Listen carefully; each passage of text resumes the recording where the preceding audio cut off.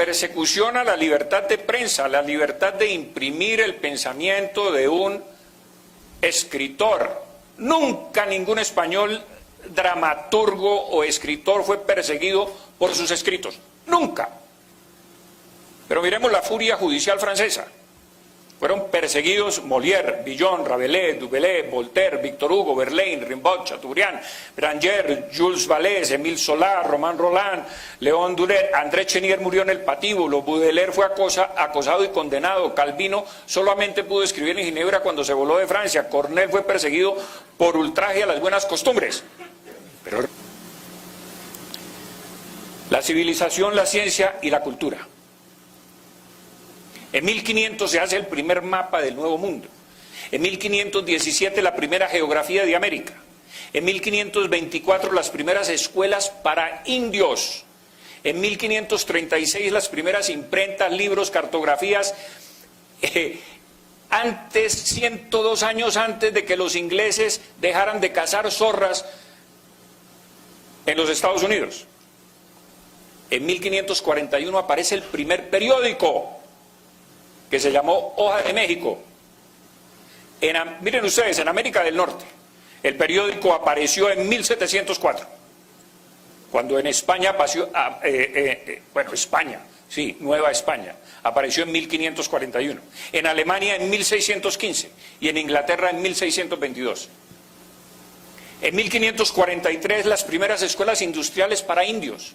En 1575 se traducen los primeros libros a 12 lenguas indígenas y se les tiene que inventar la grafía porque los indios no tenían grafías para escribir. Si nosotros conocemos la historia de los indígenas en América es porque los cronistas españoles las consignaron en sus crónicas. En 1579 se hace la primera autopsia de un cadáver en la Universidad de México, un año antes de lo que se hizo en Basilea por el médico Plater. Lo hacen los españoles, pero no, eran oscurantistas, odiaban la ciencia, no nos permitían ciencia. En 1538 se funda la primera Universidad de América en Santo Domingo y surgen los primeros escritores mestizos, indígenas, etcétera, en América. Ni holandeses, les quiero comentar, ni portugueses fundaron universidades en ninguna de sus colonias. Y luego calificaré la palabra colonias. Y de los españoles tenemos la cultura política, que es la creación del cabildo y de la Real Audiencia. La cultura jurídica, que es la promulgación de las leyes de Indias. La cultura religiosa, con la construcción de iglesias y catedrales en toda América.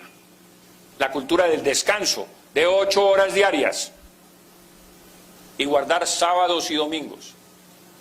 La cultura del aprendizaje con las escuelas y las universidades. La cultura de la caridad y solidaridad cristiana para escuelas de niños huérfanos fundadas en 1556. La cultura misionera con las cátedras de filosofía, teología superior. La cultura científica de la primera universidad fundada en Santa Fe, aquí de nosotros, que es posterior a la de Santo Domingo en 1580 y la del Rosario en 1653. Y vacunaron a toda América. Les quiero comentar. Entró por Cartagena y de aquí se expandió al resto del continente la vacuna. Ah, no, pero es que los españoles eran oscurantistas y no permitían la ciencia ni la cultura. La trajo, entre otras cosas, del virrey Amari Borbón. Derecho de gentes. El codicilo de Isabel la Católica antes de morir es un poco más largo que esto, pero la parte esencial está aquí. Suplico al rey mi señor, muy afectuosamente, y encargo y mando a la princesa hija y al príncipe su marido, está hablando de Juana la Loca y de Felipe el Hermoso, que no consientan ni den lugar a que los indios, vecinos y moradores de las dichas Indias, reciban agravio alguno en sus personas y bienes, sino que manden que sean bien y justamente tratados. Es aquí donde nacen los derechos humanos hispánicos, que nos alzan por encima de todas las naciones. No crean que esto es de las Naciones Unidas. Esto nació con Isabel la Católica y con las leyes de Indias. El respeto, por lo menos formal, no quiere decir que no hubiera abusos. Por supuesto que los había, pero abusos individuales. Esto no era política de la corona española.